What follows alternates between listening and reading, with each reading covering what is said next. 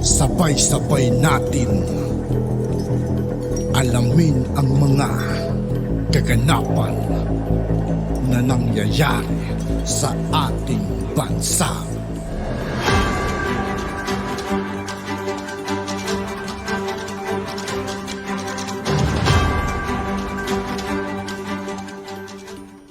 Yo, what's up mga kaibigan? This is I2K po again. Ngayon nandito ulit tayo sa channel ni Pinas News Insider. Dito ulit tayo magbibigay ng komento at reaksyon. Pero bago ang lahat ng yan mga kaibigan, sa lahat ng hindi pa nakasubscribe kay Pinas News Insider, mag-subscribe na po tayo at huwag nyo rin pong kalimutan mag-subscribe dito sa aking channel. Simulan na natin mga kaibigan, let's go! Ang balita ngayon, viral ngayon sa mundo ng social media. Ang di umano'y balita, Senator Chis Escudero hindi na nakapagpigil na magsalita at walang pagdadalawang isip na sinapol ang Marcos administration, Kongreso, FL Lisa at ang former ABS-CBN reporter na si Anthony Taberna. Pero bago ang lahat, kung bago ka pa lamang sa aming channel, please huwag kalimutang mag-like, subscribe at i-click ang notification bell para mas maging updated ka pa lalo sa lahat pa ng bagong video na i-upload namin. At eto na nga mga kababayan, tila walang pagdadalawang isip at matapang na hinimok ni Senator Francis Escudero ang administrasyon na magkaroon ng independent foreign policy sa halip na ihanay ang sarili sa Estados Unidos at i-provoke ang China sa issue ng West Philippine Sea. Sa isang panayam ng DWIC noong Sabado, sa veteranong senador na si Chis Escudero, kanyang ipinunto na hindi dapat pumanig ang Pilipinas sa tunggalian ng pinakamalaking ekonomiya sa mundo. Ayon pa sa kanya, huwag natin masyadong palakihin o pinapalaki ang issue. Kung sinasabi nila noon na sa nakaraang administrasyon nagpakatuta tayo masyado sa China, West, babalik naman tayo sa pagpapakatuta natin sa Amerikano na mas rapid pa tayo, mas gigil pa tayo kaysa mga Amerikano. Hindi dapat maging partido ang Pilipinas sa kanilang geopolitical rivalry. Binanggit din ni Senator Chis Escudero ang pagpupulong sa pagitan ng kalihim ng Estados Unidos na si Antony Blinken at ang Pangulo ng China na si Xi Jinping sa Beijing, kung saan sinabi ni Xi kay Blinken na ang dalawang bansa ay dapat na magkasosyo, hindi magkaribal. Kahit na ang dalawang ito ay may magkasulungat na interes sa rehiyon. Nakipagpulong pa din si Blinken kay Chinese Foreign Minister Wang Yi na nagsabi kay Blinken na hindi dapat panghimasukan ng US ang mga internal affairs ng Beijing. Sinabi rin ni Blinken na ang dalawang bansa ay dapat na iwasan ang mga hindi pagkakaunawaan at maling kalkulasyon, na ayon kay Chis Escudero, sila yung nagsasabing we are competitors. Wala namang sinasabing dumating ang bansa natin na competitor natin ng China, nakalaban natin ang China. Ang nagsasabing tayo ay mga katunggali, parehong China at US laban sa isa't isa. Huwag tayong pumayag na maging pain lamang tayo. Pinaalahanan din ni Senator Chis Escudero ang administrasyon ng probisyon ng konstitusyon na magkaroon ng independent foreign policy. Pagdidiin pa ni Senator Chis Escudero, hindi ito agree na magpagamit sa kung sino man. Kaya nga nakalagay sa ating saligang batas na magkakaroon tayo ng independent patakaran, panlabas na inuuna ang pinakamahusay na interes sa mga Pilipino at hindi ang interes ng ibang bansa o superpower para sa bagay na iyon. At ang naging pahayag na ito ni Senator Chis Escudero ay tila sumupalpal at isang patama kay Speaker Martin Romualdez, FL Lisa Raneta Marcos, Anthony Taberna at sa administrasyong Marcos, dahil malinaw di umano ang pagpanig nila sa mga Amerikano. Kaugnay naman dito, hindi napigilan ng isang netizen na magbigay ng kanyang hinaing at komento sa mundo ng social media. At ayon pa sa kanya, ang tatanga ng mga congressmen at mga talyanista na nagsasaya sa paparating na hearing nila about the so-called gentleman agreement. Talagang walang mga alam sa batas at privilege ng presidente at diplomat. Ang pwedeng gagawin lang ng mga iimbitahan dyan ay magbibigay lang ng kanilang pagkakaintindi sa mga nangyari noon at hindi magbibigay ng full information as it is only the ex-president who can do that. Hindi din sila dapat magbibigay ng info about anything na hindi nila fully alam dahil ito ay privileged information ng ex-presidente. They would need to ask PBBM yan ngayon kasi di ba pinatawag na niya ang ambassador ng China na kalaunan nagpalabas ng official statement na walang secret agreement at fully briefed si BBM since start ng term niya. Anong gagawin ng congressman sa kanila? Contempt nila at mapapahiya na naman sila sa SC. Well, sige, try niyong gawin yan at lalo na kay PRRD nang magkasubukan na. End quote. Grabe mga lords, isa lang sa ikinapagtataka ko. Bakit hindi lumalaban pabalik ang Pilipinas? Diba, kung winoter cannon tayo, dapat i-water cannon din natin. Kumpara sa mga naunang pambobomba ng tubig, mas matindi at nakamamatay na ang ginawa ng China kahapon ayon po yan sa Philippine Coast Guard. Pero git nito, hindi susuko ang Pilipinas. At nakatutok si June Veneracion. Sa sukat pa lang ng mga barko ng China Coast Guard na bumuga ng water cannon sa mga barko ng Pilipinas kahapon.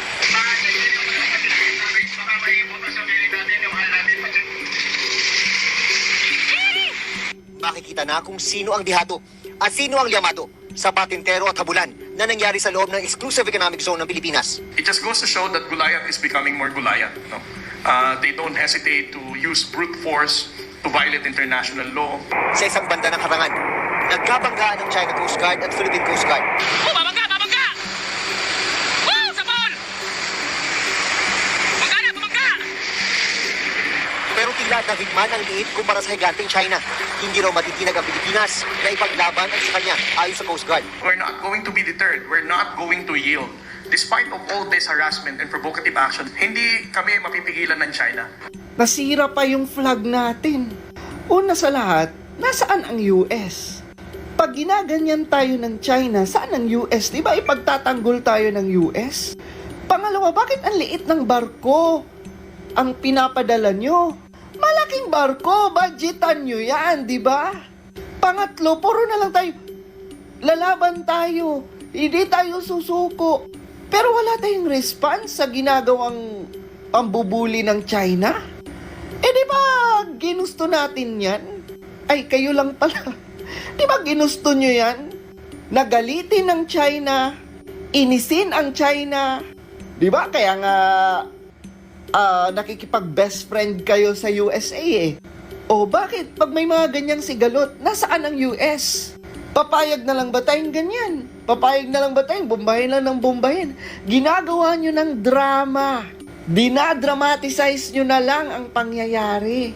Ba't di nyo labanan? I-water cannon nyo rin. Hindi yung puro, alam nyo mga lods, puro na lang talaga tayo salita. So since nag-iba na ang foreign policy ng gobyerno na to, since mas pina-intense, since gusto nyo na makipag-gitgitan sa China, dapat prepared tayo. Prepared tayo, dapat malaking barko, may water cannon din, dapat ganun. Binago nyo yung foreign policy, di ba? Hindi nyo sinunod yung foreign policy ni former President Duterte na makipagkaibigan, laban na kung laban. Pag winoter canyon tayo, i-water canyon din natin. Huwag puro salita, huwag puro drama. Kasi, ever since, di ba? Ever since na nung wino-water cannon tayo, hanggang ngayon, puro na lang kayo ilalaban natin, pero wala naman kayong response. Ayan, heto na naman si Tambaloslos. Hahalungkatin na naman nila, no? Yang issue ng West Philippine Sea. Kasi alam nyo bakit?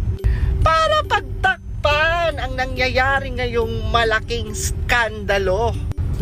Porsigido ang Kamara na imbestigahan ang umano'y gentleman's agreement ni dating Pangulong Rodrigo Duterte sa China ukol sa West Philippine Sea.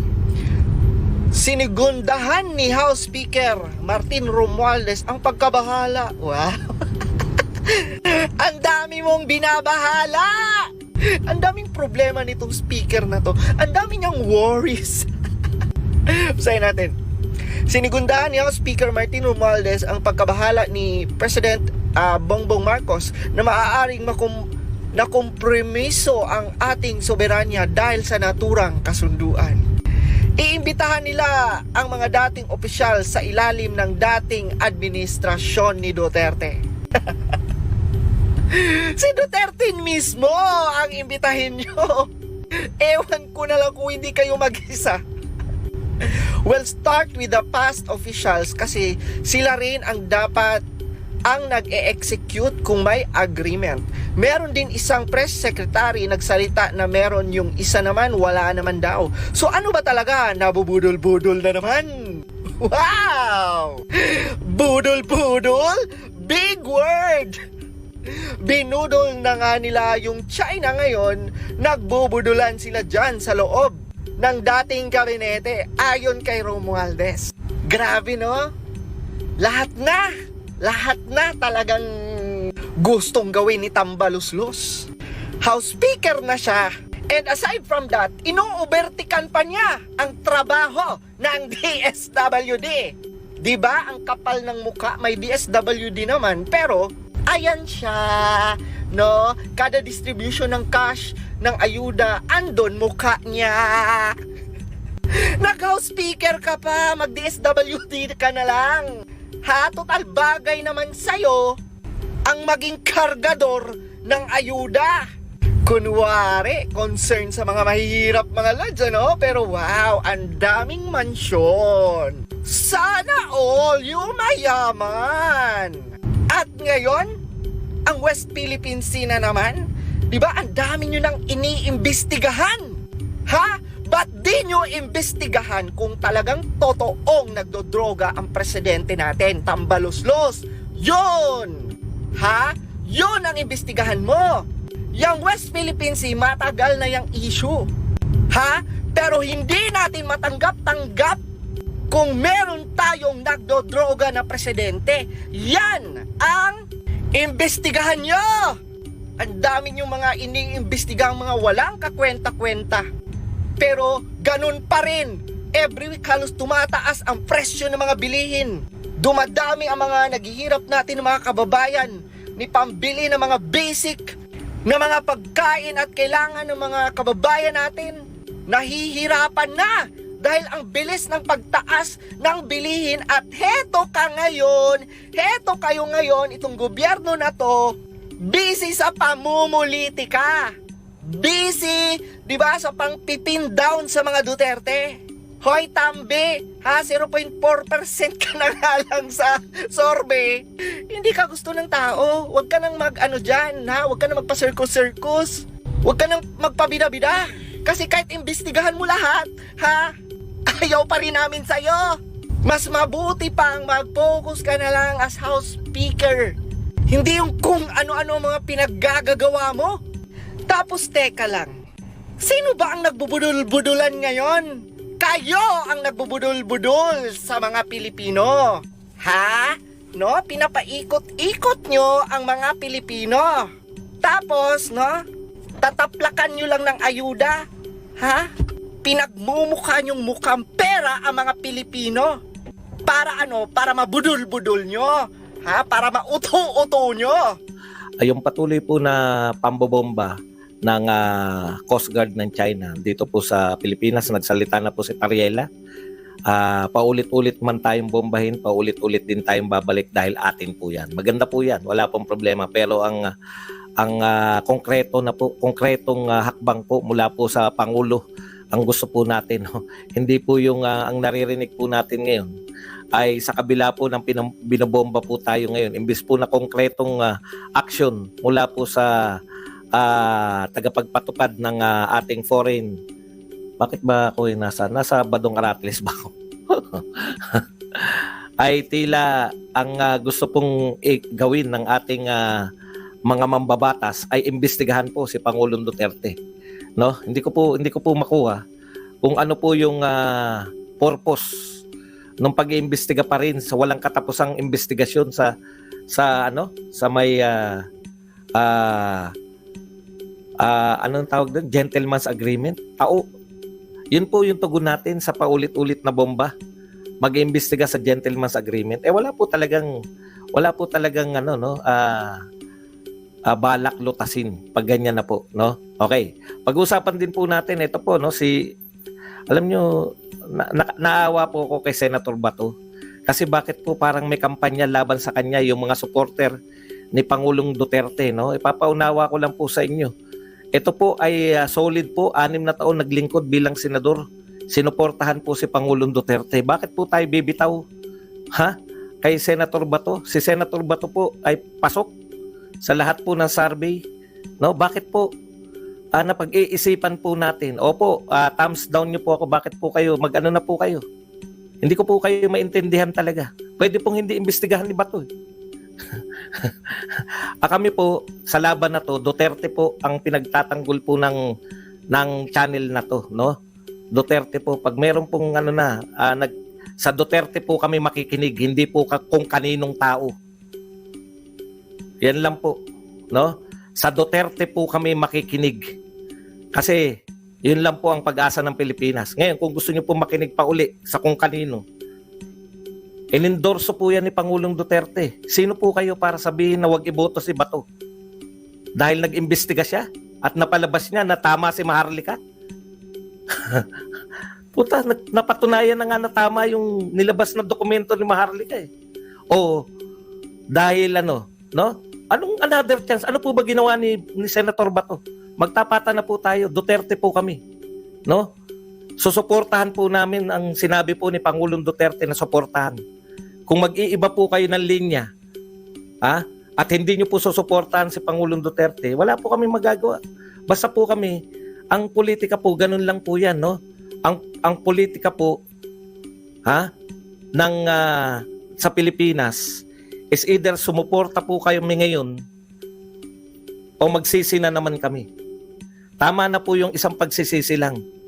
Solid na po kami ngayon na Duterte. Dalawa lang po ang pakikinggan namin pagdating po sa natin, no? Tayong mga naniniwala pa. Dalawa lang po ang pakikinggan po namin. Kasi ayaw na namin na makinig po sa iba. Duterte na lang po, si Sara Duterte lang po at saka si Tatay Digong magmula ngayon. Inendorso po ni Pangulong Duterte yan. Ano po ba palpak na ginawa? Porket nagsabi na binayaran siya. Totoo ba yun? Yung nag-aakusa nga, hindi niya maakusahan na direkta. Patanong pa. May akusasyon ba na kayo naman, no?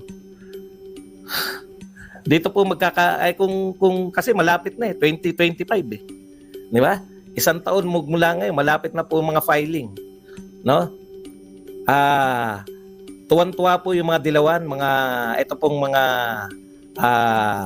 dahil po gustong ilaglag mismo ng mga Duterte supporter si Bato. Sino po ipapalit nyo? Kung Duterte supporter po ang ilalaglag ng mga Duterte endorsement ni Pangulong Duterte, ang ilalaglag ng mga Duterte supporter, sino po papasok? Very logic. Ang logic po niyan, pag yung inendorse ni Pangulong Duterte, nilaglag nyo, sino yung papasok? Hindi Duterte. Hindi inendorse ni Duterte. Ganun. Kayo naman, no? Sa totoo lang po, no? Eto na naman tayo, no? Meron na naman narito na tayo sa crossroads. Ako po, naniniwala po ako sa mga Duterte, no? Naniniwala po ako sa mga Duterte. Kailangan po ng mga Duterte ngayon, higit sa lahat, kanya-kanyang atake, no? Pati yung mga nagsasabi na sila ay Duterte, yung inendorsan na ni Duterte, sinasabihan pa. Questionin niyo po sarili niyo, ano po nagawa ni Bato laban kay Pangulong Duterte? Opo. Tignan niyo, tanong niya. Naroon po ako, nilive ko po yun, no? Wag po kayong baka kayo po ang hindi nakanood. Simple lang po yan. Pasimplihin na po natin sa darating po na eleksyon, endorse ni Pangulong Duterte, endorse ni Sara Duterte, or endorse ng kung sinong tao, doon po ako sa endorse ni Tatay Digong. Ano po to hindi po tayo dapat magpadala ngayon sa mga emosyon-emosyon. Magpadala po tayo sa tunay na leader. Ngayon, kung sinasabi nyo na leader nyo si Duterte, pero hindi namin susundin, di ba? Leader po, no? Napanood ko po kahapon, naroon po ako, nag-live po ako. Wala po ako nakitang maling ginawa ni Senator Bato. Pwede nga po niya hindi imbestigahan yun kung sasabihin yung bias siya eh. Siya lang po ang nag-imbestigang senador. Bakit hindi niyo po questionin yung ibang senador? Bakit yung ang gusto niyong ilaglag yung nagpakita, nagpatunay na yung dokumento na hawak na ni Maharlika ay authentic? hindi ko po makuha eh. Hindi ko po makuha. Bakit po ninyo ilalaglag yung si Morales, no? Si Morales po na tapat na tao ay binigyan ng pagkakataon ni Bato na magpaliwanag. Hindi po pinigilan si Morales. Kung kayo po ay talagang nakanood, no? Kung talagang kayo ay nakanood. Ha? Baka yung sinasabi nyo kinampihan si Lasso, baka sabi lang yan ng iba eh. Kung talagang kayo ay nakanood, nakita nyo sana na si Morales pinasagot ni Senator Bato at ano po lumabas sa hearing? Lumabas po na si Morales po ay authentic ang papel, authentic po ang pagkatao, hindi po nagsisinungaling. Oh, sino po ba nagdala ng hearing? Diyos ko, mag-isip po tayo lahat. No? Makinig po kayo. Ano yun po, kami po Duterte. Ngayon kung kayo po sasabihin yung Duterte at makikinig na naman po kayo, suportahan natin tong hindi naman po ini-endorse ng Duterte, ay po siya, hindi po kami sasama sa inyo. Diyan na po tayo maghihiwa-hiwalay, mananatili po kami sa mga Duterte. Huwag niyo po kaming aralan ng kung sinong tama, kung sinong mali. Hindi po, wala pong ang politika po, no? Ang politika po, susuportahan niyo yung dapat niyo suportahan. No? Ang inendorso ni PRRD, apat pa lang. Gusto nyo kagad ilaglag yung isa? Sa mga inendorse, ilalaglag nyo kagad? Bakit? Kayo susuportahan namin yung naglalaglag sa mga endorsement ni Duterte? Inendorse po yan ni Pangulong Duterte. Wala akong pakialam sa mga personality ngayon. Hindi ko po ako babanat sa kapwa ko vlogger. Ang sinasabi ko sa inyo, inendorse yan ni Pangulong Duterte. No? Kung ilalaglag nyo yan, dito po kami sa inendorse ni Pangulong Duterte. Hindi ko po maintindihan kung ano po ang gusto nyong mapalabas ni Bato. Ang linaw po, si Senator Bato napalabas niya po na authentic. Kung totoong nakinig kayo, baka nakikinig lang kayo kung kanino.